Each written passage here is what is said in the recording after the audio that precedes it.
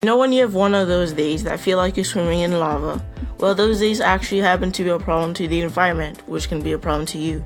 You see, there's this body of water called runoff, which can pick up any kinds of pollution by dashing over impenetrable or impervious surfaces. Conserving the pollution in its system, it is then drained by a storm drain, but it doesn't get clean. To understand this, let me explain what runoff is. Created by a rainstorm or by melting snow, ending up in a storm drain by running off impervious surfaces. An example of that is Portland, where I live. It has more than 50% of impervious surfaces, and that makes runoff more productive, which can be a big problem to you and the environment. To add to that, according to the State of Casco Bay information, cities like Portland are bound to have a more downpour of rain, especially in the summer. The water left over doesn't actually go to a treatment plant. Instead, it goes straight to the ocean or other bodies of water. Thermal pollution from runoff rapidly elevates the natural temperature of a body of water, affecting the animals and plants that live there and almost killing them.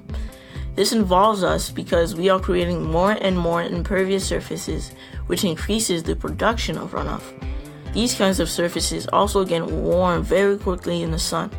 This can cause serious effects in our local bodies of water and can affect us as well. Can you imagine what our world would be like with fewer fish in our local water bodies? Disastrous. If we let thermal pollution continue like this, it can have an outrageous effect in the world we live in and us. It could kill fish by elevating the temperature in the water body, which decreases the amount of dissolved oxygen that fish and other organisms need to survive, suffocating them.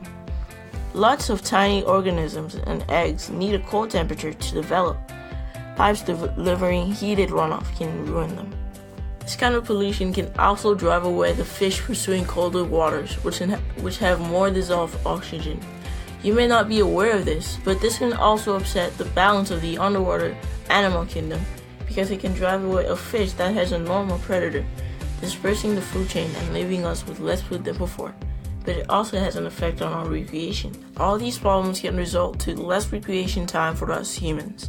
For example, this would upset the time a family would get together and go fishing by leveling up the temperature of the body of water, killing the fish, or pursuing them away.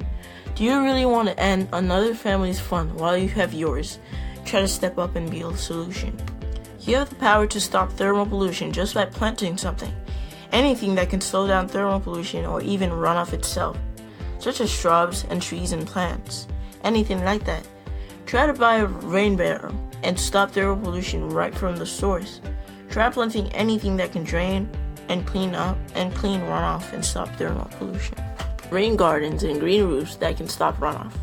You can also help by planting plants that can drain and clean runoff, releasing it into the ocean cleaner than it was before. Lastly, you can support these underwater creatures by being a voice out of millions of other voices saying, be a solution to the pollution.